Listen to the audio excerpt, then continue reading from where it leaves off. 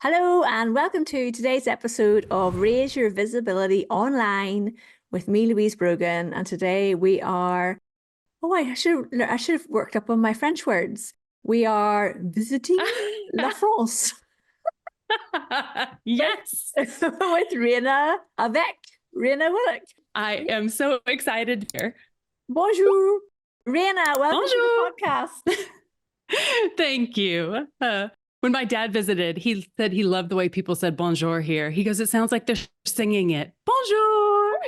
Bonjour. That's so funny because I was, this season of my podcast, everyone's like, I feel like I'm listening in on a conversation. That's because you are. I was coming home from Faro at the weekend. I was away for the weekend to Faro, which was gorgeous. And I have my Irish passport, so I get to go in the EU queue rather than the non-EU. Oh, nice. I walked up to the lady and I went, EU. And she looked at me and started laughing. She went, EU. Back at me. Because the EU queue has no queue and everyone else is in a big queue. There go the plebs. I'm with the EU. Yeah. We look dreamily at that line every time we come back from the US here to France. Because we're not in that line either there. So Raina, tell everybody a little bit about you and what your business is, please. Okay. So my name is Raina. I am a life coach for self-employed people specifically. It's taken me a long time to really own the term life coach because I think many times we think to ourselves like, I know how to live my life. Why would I possibly need a person like that?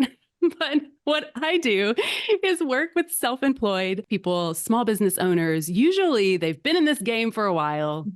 Some things are clicking, but like life and work aren't really lining up the way you want them to, or there's something that's feeling a little out of whack, or you want to change. And it's like, where to start with that once you're hip deep in it. So I usually work with entrepreneurs to figure that out. Like, what's that change? How does work and life overlap in a way that works for you? And I think work-life integration is a big buzzword now. So that's my main business. And then we recently, 2 years ago, I can't believe it's been 2 years. We moved to France and I'm American, but luckily I was able to qualify for a micro entrepreneur. It's an entrepreneur professions libérale visa, which basically means if Did you, the listener, you say it in French. Oh, that's just like the French term for it. I don't know. Say it more slowly. Oh, sorry. It's the entrepreneur professions libérale visa. Lovely. So it basically, yes, it's a self-employment visa, which means you are basically, France says, okay, you have a business and it doesn't follow under any regulatory statutes, right? Like I'm not going to be doing any brain surgery or anything like that. Then they're like, oh, yes, you can bring your business here and, live here and work in your business and pay your French taxes. Yeah. Come on over. So many of your listeners, if you are a business owner and are, a freelancer or work online, if you want to move to France and aside, you could probably qualify for this. And so we did that. And people kept asking us about how we pulled this off. And so we started a YouTube channel to talk about it, and it has grown really fast. So that's kind of a second branch of my business now is Baguette Bound, helping people figure out if they want to come and enjoy the joie de vie French lifestyle, how they can do that. And the baguette vending machines. Can't you buy a baguette? Everyone should have one. Yes, everyone should have one. There was, the first village we lived in, what Louise is talking about, the very first village we lived in was too small for a boulangerie, but we had a baguette vending machine. And the baker from the village over would come every day but Monday. He took Monday off and filled the machine. You put in €1.10 and out pop baguette. Oh, it was my amazing. Lord. We all need one. On the North all Coast, need one. Yeah. On the North Coast here in Northern Ireland, we went and stayed at a friend's house. And in the local supermarket in the car park, you can buy eggs out of a vending machine and it tells you the name of the chicken. No, that's amazing. So in the US, we only put Lay's potato chips in vending machines. And I've never seen chicken eggs. But here in France, I have seen oysters closer to the Arcachon Bay coast. I have seen cheese. I have seen fruit when like certain seasonal fruit's coming in. Yes. Like, man, I love it. The French are very entrepreneurial. It's amazing. I'm telling you. Or they're really into food, which I think it might be more the latter. Like we need access to our fresh things 24 hours a day. Everybody. We used to go to Spain on holidays with the kids, on vacation with the kids when they were little. And the very first thing you did every morning was you walked across the road and you bought the fresh bread that was made literally 5 minutes before. And we just don't do that here as much. So yes, we could all learn a little bit from our French and Spanish entrepreneurial bakers. Oh, I'm telling you. And it's funny, like in the US, there's been a real like keto, no carb trend for years now. And every time my American friends and family come, I can see them being like, they really want to eat the carbs, but they're like horrified at the same time. It's a real struggle. I can see it. And I'm like, just suspend the no carb rule for like a week while you're here. You cannot miss the bread. Yeah, you can't miss the bread. I mean, what is life about if not just the little things in life, right? Oh, I'm telling you. Mm-hmm. Yep. Croissant never killed anyone. Croissant never killed anyone. Well, hopefully. Yeah. While you were describing, because I've known you for like probably, I don't know, 4 years, maybe longer. Can't remember. Yeah. I've known you for a while now and I know what you do. But when you were describing, this is why it's so important to get out there and get on podcasts and tell people what you do as part of your visibility strategy. Because when you're talking, I was thinking, oh my goodness, somebody reached out to me 2 weeks ago and they need you because they want me to help them with what you do. And that's not what I do. And I'm going to send an email, introduce you both afterwards. It's a small business owner who said she's working 70 hours a week. And could I possibly have a chat with her about how I run my business? Because we're both in service industries. And how in the heck do I do my business and life in the way I do? And can I help her? And I'm like, well, I'm not going to say no to talking to her because I've met her before in person. But actually, I'm just going to send her to you. All right, there we go. So that's good. Yay!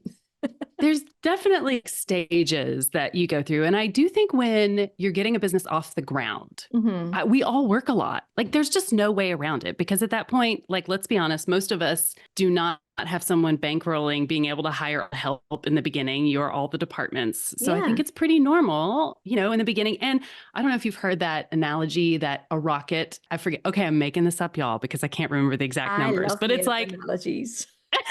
It's made up statistics.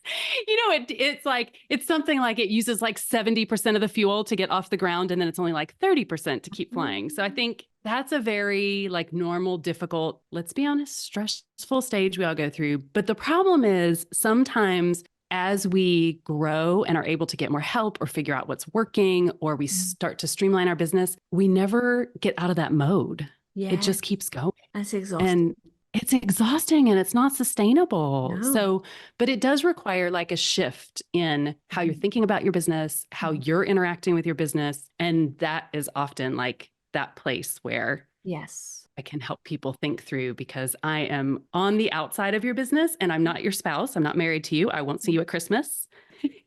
And like all the clients that I have, they're like smart people who've built something already. Just need a direction. Sometimes you just like need someone on the outside. And basically what my training is, like the skill set I have, is to ask the right questions for you to figure out like the next move. Yes. So, I mean, I'm a very good question asker. that is the crux of my skill set. I am a brilliant person at coming up with ideas not to my detriment, because I love doing it, but I'll be on a group call with, like, I've joined a program and there's a lot of group calls in it, and people are starting to talk about their issues to the coach who's running the call. And I'm going, I have an idea. I have to say, stop having ideas for other people. Stop it. Unless you're going to run this yourself, which you're not. So stop it. Yeah. And And then the coach will go, oh, that's a great idea, Louise. Then I can see them going, I'm going to use that in my next call for my next person. And I'm like, stop, Louise, stop giving away all your ideas. This is like visionary people who are visionary entrepreneurs and start businesses. This is like that thing that is so motivating and also becomes like the kryptonite, because it can be so distracting. Yeah. Oh, it's like so distracting. Yeah, totally. So, Raina, but it's also the reason be successful. Sorry, because those ideas come from somewhere. one of the reasons I wanted to get you on the podcast, apart from I want to talk to you and catch up with you, was because we really want to help people get more visibility in order that they can get invited to speak on stages and become podcast guests. So it's, and the end goal for that, of course, is to build your visibility to get more clients. Yeah. I wanted to talk to you about the big finance conference that you spoke at a few years ago and how that all came about. So tell everybody the name. I've forgotten the name of the conference. Yes. So the name of the conference was called FinCon, and it is a conference for basically financial focused media. So people attended who are anywhere from like very small bloggers to, you know, I met someone from NerdWallet there. So it's like a big range of people. And so usually the kind of content is meant for people who are working in media somehow. Yes.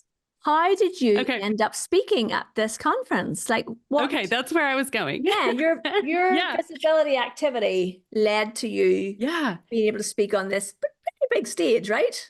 It was. That conference is attended by around 3,000 people. And I was on the solution stage, which is like in the main auditorium. So not the big stage like the keynote speakers, but it's where everyone kind of is passing through to all the other rooms. So there was two things that I think are actionable for someone listening to this podcast. One was I had started to really develop something that I don't think other people were talking about because I kind of work in the work-life balance and, you know, I was talking about how to plan your self-employed schedule. Mm-hmm. And it feels super mundane, to be perfectly honest. And at the same time, that's what your life is. Right? I mean, as a self-employed person, you have all this freedom. It's supposed to be the beauty of running your own business. And yet, how many people you talk to that are self-employed are like, oh my God, I can't even look at my calendar. I don't even want to know. And so that's what I was talking about. It's like how to approach creating a sustainable and fun schedule for yourself as a self-employed person. So I think about, and that was like just it was like a little corner of the niche that I work in, right? Yeah. But it was something I didn't really see other people talking about. It was something that I actively talked about regularly with clients because it has real, it was something that really affects people's lives. Like I think you can really imagine your schedule and how different it could be. Yeah. Like what you might want it makes an impact. Yeah. So it makes an impact. Yes, that's the word I was looking for. Yes. So I think that's one thing. When you think about the talk that you're going to submit, when you think, oh, I want to speak on that stage, think about and I looked at the other talks that they had typically had, and I also did not see anything. Like I realized this was a whole conference of people who they were mostly all self-employed or freelance. So I knew this would be a common problem and no one was really addressing it. It was kind of like a different angle and it felt something that was, yes, impactful and real and practical. So yes, try and think about a talk that is going to be really impactful for those people who would be attending and that other people aren't addressing. And then, did you pitch them or was there a process to go through to apply to speak there? How did that come about? There was a process to apply, and I'll be perfectly frank, I had a little bit of an in because I had managed a community of entrepreneurs in the past, and there happened to be someone who had been in that community, and he happened to be on the speaking committee. So there was a connection there. And when my application came up and he saw it, he told the rest of the speaking community, oh, this is her area. Like she would be a person, like it made sense to him that I would speak about that topic. So I think the actionable thing to take away there is, well, maybe you're not going to know everyone on a speaking committee. The thing that was important was it made sense to him what I was talking about. And that's something I think people can do on LinkedIn. They can do on their profiles, right? They can become known for something which you help with. Yeah. And then it makes sense when you're pitching something in that realm. Don't pitch like how to pick apples or I don't know. How to set up your own boulangerie. What do you call it? Vending machine. Right.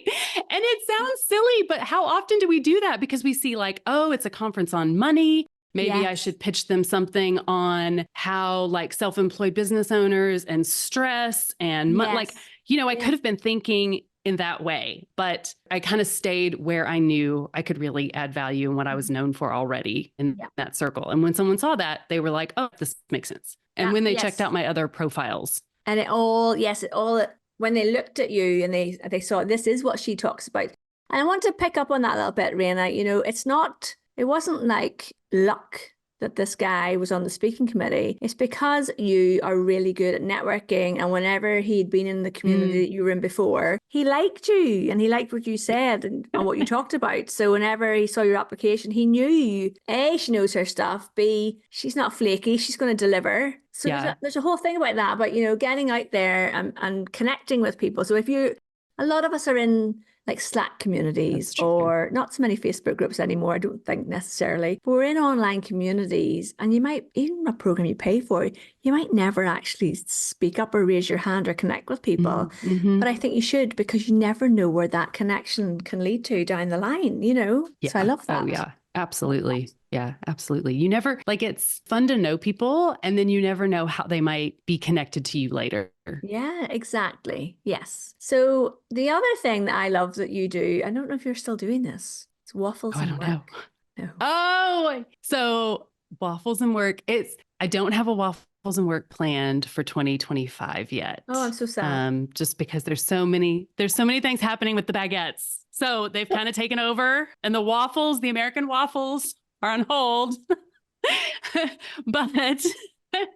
But I don't know, that will, let me talk about that for a second, because, the reason I think it's a model that other people can get, speaking of the networking thing. So let me back up. Let's talk a bit about what you set up, what it was, and then why it may not necessarily be happening anymore, because I think that's also important for people to know. Sometimes you do something and you just take a change in direction, and that's really actually sometimes the best thing for you. So yes, tell us what was waffles and work. Okay.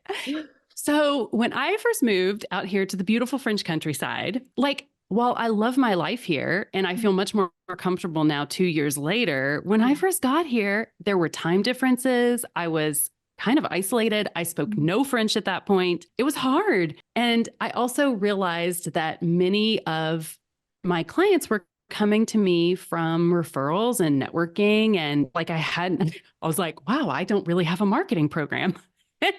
So there was these things that were missing because I had a change in personal situation. And so that changed things, how they felt working in my business and what was happening. So I thought to myself, okay, so I wish I could go to a co-working space. That was what I was wishing for when I was first out here in the French countryside. And I thought, well, maybe I'll just make a virtual one and I'll invite people that I want to see every week and we'll get some work done together. Yes. So I did. I called it Waffles and Work. And so I did the first few just kind of to see if people liked it and how it would work for no charge at all. And then I charged a small fee after that just to kind of compensate for the organization and work that it was, because it wasn't nothing. And once a week, I would invite other entrepreneurs and we would all get together for, I guess it's around 3.5 to 4 hours. And we'd work for 50-minute sprints and then visit for 10 minutes. And I don't know about you when you did the European edition time zone that I did, but I would look forward to that because you never knew what someone was going to bring up. Yes. Yeah. The things I learned from other people and sometimes it was just fun to shoot the, what? To meet people. And to meet people. Yeah. Yes, exactly. So, I know at least there's definitely been people that have done Waffles and Work over the last 2 years that have gone on and collaborated with other things. Lovely. Because they were connected that way. So it's I love that. And so my point with it is that it was something I felt was missing. And so I just thought about it and it wasn't complicated. I put up a web page and created a Zoom link and a calendar invite and started asking people. Yeah, you don't have to overthink it. Yeah, absolutely. So if there isn't a networking, when Louise and I were talking about, if there isn't a networking thing that is appealing to you, sometimes just think about what you would want it to be and make your own. And that was kind of what I did. I was in a conversation earlier today with a friend, and she literally was saying this, and it's very strategic. It's they want to create an event for their target audience to come along and they will be networking and facilitating conversations with people. But the idea is to get visibility in front of their target audience, their ideal clients. So I did LinkedIn business breakfasts before the pandemic. I did a couple since, but haven't really had time to do them. And what I loved about those was they were not strategic at all, Raina. They were in person. I wanted a networking event to get together with people with no real particular agenda. But I did talk about LinkedIn at them. And then I was able to post about them afterwards on LinkedIn. And that's where it wasn't strategic, but it did actually get me visibility as a LinkedIn expert locally. And local companies then hired me to do LinkedIn workshops. So it did actually end up having business. But now at the minute, not so many of my clients are local and I'm not running them. So if I was to do one again, strategically, it would make a lot of sense for me to be hosting it in Belfast. But also, I did say this friend of mine, this colleague of mine, I just said to her, well, if you're going to do these, make sure I know when they are, because I'm going to come too, because I do love meeting people in person. There's something. Yeah. Just love it. I love connecting with people. That's like my secret dream. Don't tell anyone, even though we're on a podcast. I mean, I would love to do something like that in person someday. Like I still around our village, I'm like, maybe that's the Waffles and Work co-working space. Maybe that's the Waffles. So I'll see. I'm a little like you alluded to, like it's definitely felt like because now we're developing this second brand and it's had a lot of demand. It just felt like that's where my attention needs to be. And so that's why there's none planned for 2025 because there's only so much of you. There isn't so much of you. You've got to prioritize. You have to prioritize. Exactly. But yes, the dream is that someday I could do like a Waffles and Work, like retreat, or something in person. I think it would be so much fun. There's like energy there that's just, I think when you work on your own is really valuable and re-energizing. Yes. Yeah. But it's good. So talk to me about the second brand. Did you call it Vagabonds? What did you call it? No, it's called Baguette Bound. Like you're bound for the baguettes. I'm headed towards the baguettes. Baguette Bound. Baguette Bound. Vagabonds. Yes. It's like an interesting name for your business. No. Raina. But I guess if you wanted to come to France and be a vagabond, you could do that too. But baguettes are very inexpensive. Talk to me about this Baguette Bound. Did you say it's a YouTube channel? I'm so excited. It is. So it started, people were asking us so many questions that we started making a few videos and it grew so quickly. We were monetized in, I think it was 4 months, which is really fast, which means for those of you who don't, that means you have 1,000 subscribers and 4,000 watch hours. And that happened super quick. So we realized, oh gosh, there's like something here, right? Which I would say is another thing that I have learned now is that if you are doing something, there's always something else to learn about. Yeah. But I was just going to say, like, sometimes when it feels like pushing a rock uphill, it's like, I think back and I'm like, gosh, when something works and there's a need for it, like you will know pretty quickly. Yes. Because people want it. Yes. And just like trust that. So talk to us about, give us some numbers. Give us some numbers on how old is it? What's your subscriber number now? That's my first two questions. So it is, oh gosh, I think I'm like at my 1-year anniversary because I think we posted our first video last year in like the end of September. We are at just under 11,600 subscribers. 11,600 subscribers. That's amazing. And how often do you put a video up? Yeah. So usually once a week. Sometimes, if something else is going on with the business or over the summer when we took time off, we didn't. But for the most part, we've kept up about once a week. And we're getting, the thing that has shocked me is that we have over 100,000 views on more than one video. So that's what makes the AdSense revenue come in. Yes, so we thought this would be just like a little change on the side. And it's really become like another revenue stream, which shocked me. I just did not expect any of this. And anyone who listens, if you're a regular listener to the podcast, you will know that this is a very familiar story because I am exactly the same. I started my YouTube channel to help people with LinkedIn. And all of a sudden I was like, hold on a minute, this is actually turning into something. And it's amazing. So I'll tell you what, Raina, I hope you get the same growth as me because I hit my 10,000 in April of this year and I'm about to hit 80,000 subscribers. didn't realize you'd grown that much. Oh my gosh. And if you're... Congratulations. Go That's back amazing. and listen to the episode I do with Luke Sharon, which is either the one right before this one, the one before that. Luke and I, it's Luke's fault. I always say, Luke, it's your fault I have a YouTube channel. He is a YouTuber.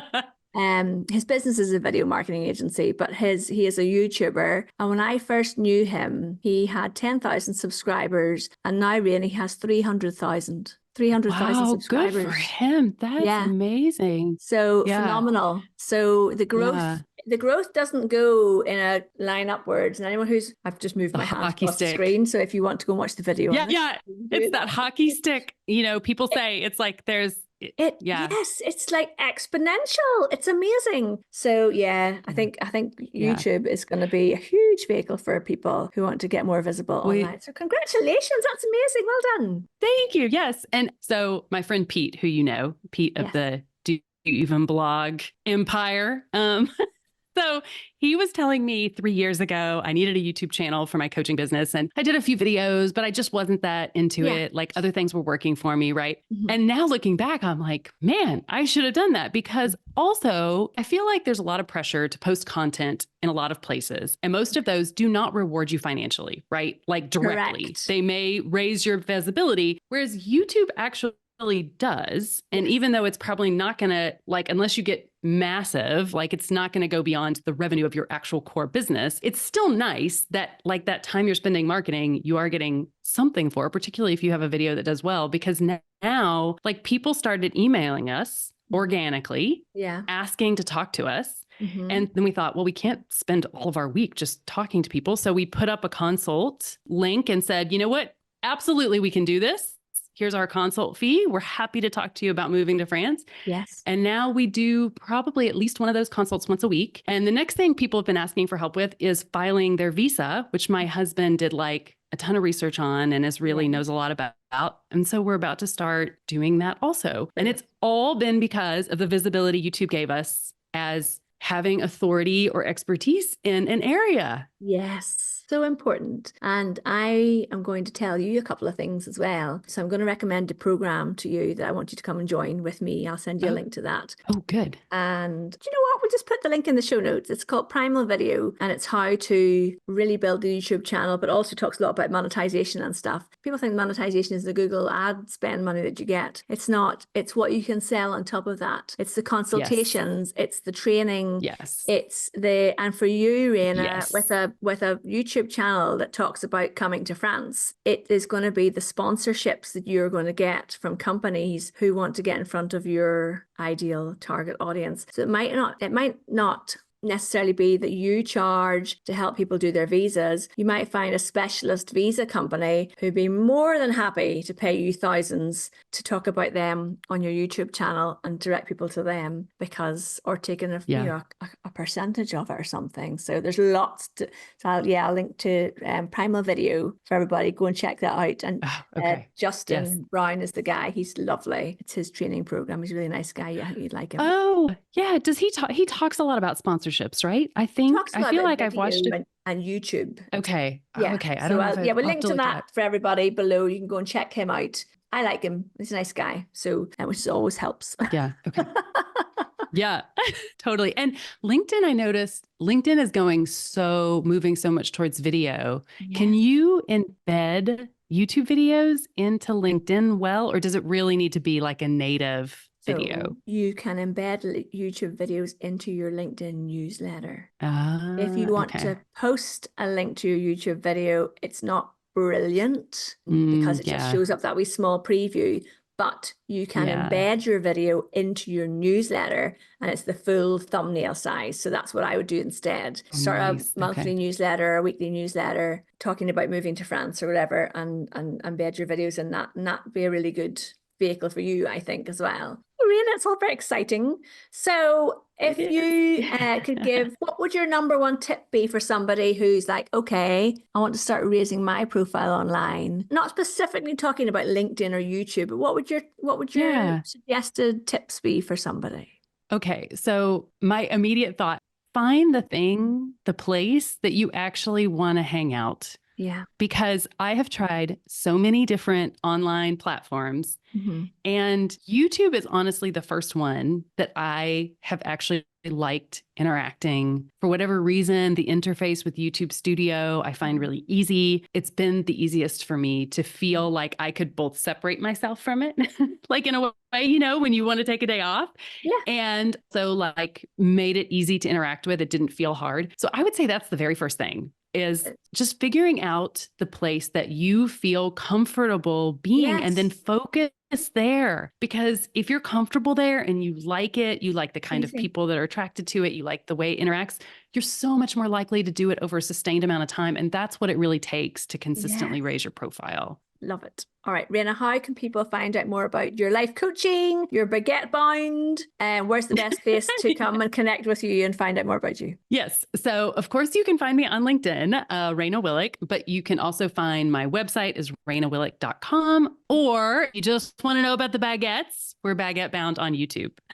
I love it. All right. Thank you so much for joining me today, Raina Willick. Thanks. See you soon. As Raina says, au revoir. I just wanted to jump on at the end and say, if you would like to grab our free guide to raising your visibility online, please do and grab a copy. Go to louisebrogan.com, RYVO, which stands for Raise Your Visibility Online. And it will give you some really clear tips on how to get started raising your visibility online. And thank you for listening to the podcast. Please do go leave us a rating and review, which can help other people to find the podcast. And any questions, please do let me know. Get in touch.